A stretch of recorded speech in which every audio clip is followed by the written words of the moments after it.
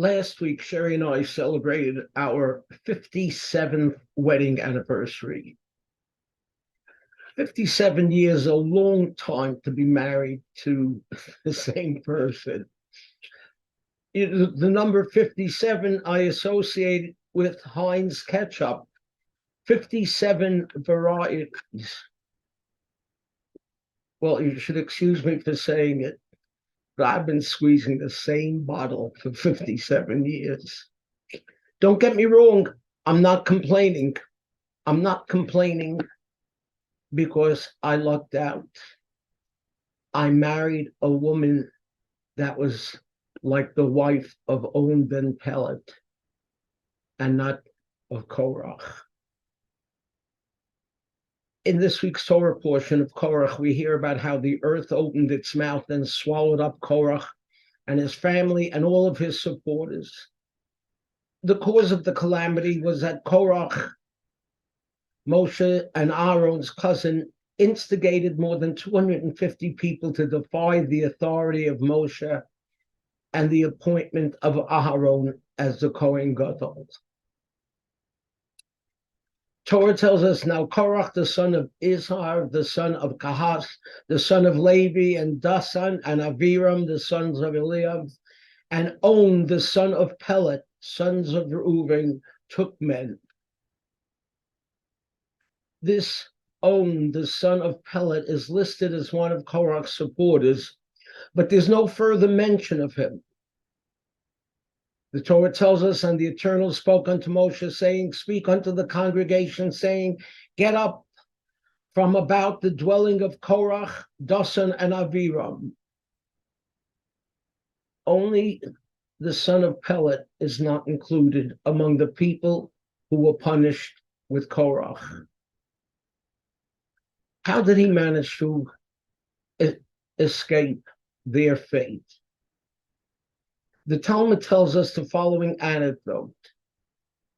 Rav said, On, the son of Pellet, was saved by his wife.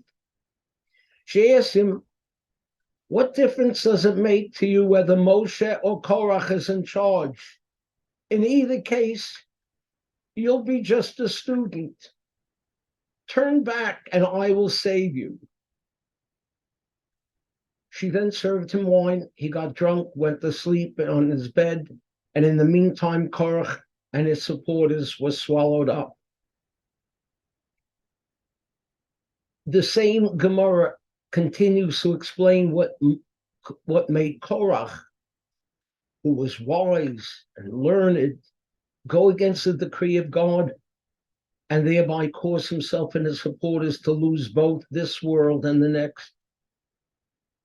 You know what happened? Korach's wife said to him, see what Moshe has done?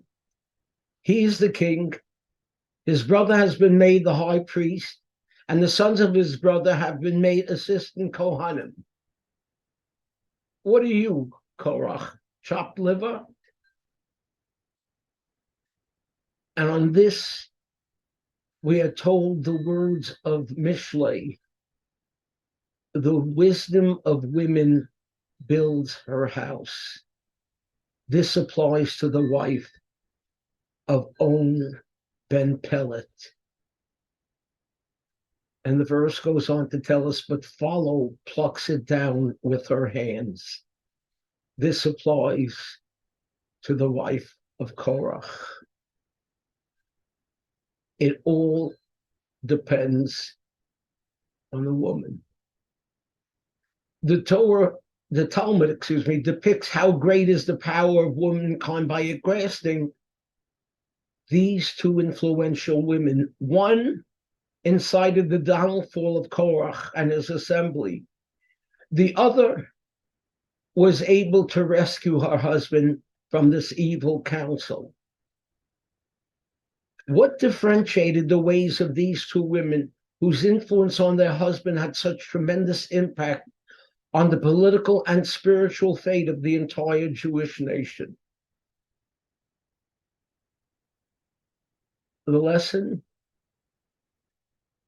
a man is motivated by the respect of his wife. On's wife was interested in building him up She expressed concern for her husband's esteem when she asked, "What are you going to get out of participating in Korach's rebellion?" On's wife was able to persuade her husband by caring about his respect and demonstrating that he had nothing to gain by joining Korach. Korach's wife, on the other hand, related to her husband in precisely the opposite way. Instead of building him up, she put him down and degraded him. It was fearful Korach's attempt to regain the respect of his wife that incited his rebellion against the authority of Moshe. He wanted to save face and show his wife that he was enough of a man to stand up against Moshe and prevent being made a fool in her eyes. So while Korach's wife was critical and always looked for the negative, the wife of On was able to save her husband by looking for the positive element. It's this ability to always look for the positive and to build up her husband that the Talmud considers to be, and I quote, "the wisdom of women builds her house." I lucked out. I married a woman with wisdom who built me up and made me feel good for 57 years. You know, that Heinz number of 57 varieties of ketchup, it was never any such thing. He once saw an ad promoting 21 styles of shoes. And so, struck by that concept, he decided that to look for the perfect number to use for his own version of that phrase for his ketchup. Heinz picked 5, his lucky number, and 7, his wife's lucky number. And together, that number worked for more than 120 years.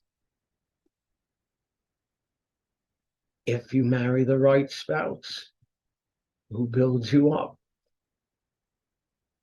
maybe you too will be blessed with 120 years of joy and happiness. Shabbat Shalom.